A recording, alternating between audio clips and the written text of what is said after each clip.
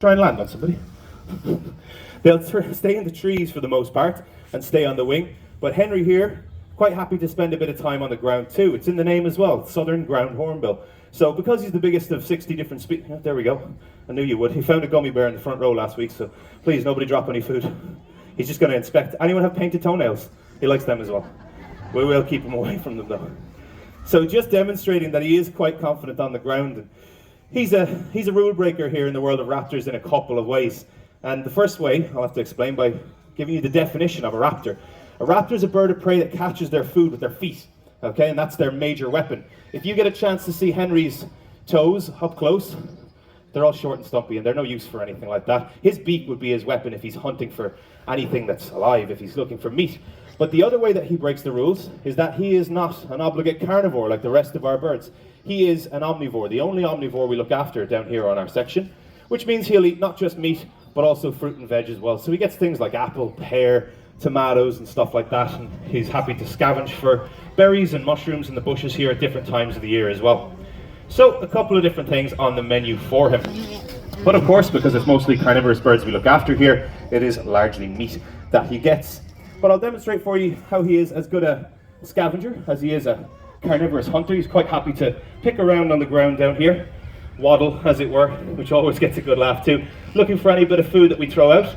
And he's got excellent eyesight as well, so even if I get a few of these bits of meat right up into the bushes, he's going to head straight in and find it no problem. Now he might not get the ones on the other side, but we'll see how he gets along. Henry's a young bird, as I mentioned. Now that doesn't mean that he's got any growing left to do. He's been full size since he was just 3 months old. Birds grow pretty quickly, but he'll change in a couple of different ways. So over time, birds molt their feathers, they drop old broken ones, and as a bird matures, like this guy, those feathers will come into mature plumage. You can change quite a bit, but with the hornbill, with the Southern Ground Hornbill, his face will change colour as well. So he's got that wattle is what it's called, all that orange skin. We have an adult, fully mature adult as well, and Albert looks completely different because he's got a bright red face. Would you like to see briefly how he hunts before we send him home? Live prey? Not quite live prey. So we brought a snake along for Henry to show how a hornbill would hunt, using again the beak, like I said, rather than using his feet like the rest of our birds will. And he has to protect himself as well. You'll see the wings out, casting a shadow over the reptile. But when he gets it, he's going to grab the head and try and concuss it. And if it was real food, which he knows it's not, he'd try and swallow it all in one go otherwise, because we know full well that he's too clever for that. So the other thing you might notice here is if you take a look at his beak, which like I said is his primary weapon, and like a child it's what he uses to investigate everything in his world.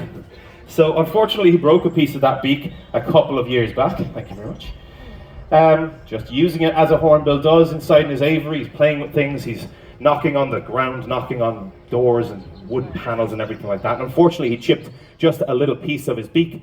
But that beak is made of keratin, which if you don't know what it is, your hair and fingernails are made of the same thing. And thankfully, he has his entire lifetime for that to grow back, and they live for quite a long time. He's only, like I said, 4 years old, and a Southern Ground Hornbill could quite easily reach. And we're joined next by another endemic African species, and in fact, if you ignore the fact that it's an eagle, he actually looks a little bit similar to Henry in a lot of different ways. The colour of the face, the colour of the plumage and all that. Zulu here, the battler eagle, actually quite similar looking to our Southern Ground Hornbill. And they do a lot of things similarly as well, oddly enough. So, as with any eagle, there's a lot of things that they're quite famous for. They're famously monogamous, they've got brilliant eyesight, exceptionally powerful talons as well. If their eyesight isn't their deadliest weapon, their feet certainly are. So a couple of different things about this bird make him very different to other eagles, and that's very much what we like to speak about with Zulu, rather than how he's the same as every other eagle. For one thing, he's considered a small eagle, if you can imagine that. Does anyone have a guess? You're coming to me again. I feel so special. He did this yesterday too. It's really not part of the routine, but he's quite affectionate, so look, why not? So the ways he's different from other eagles, for one thing, like I said, he's quite a small eagle. Any guesses in kilos? How heavy do you think he might be? 7? 10? Compare him to a chicken? Yeah, fair as well. He's just under 2 kg. Birds have hollow bones for the sake of flight, so they are always a little bit lighter than what you might expect.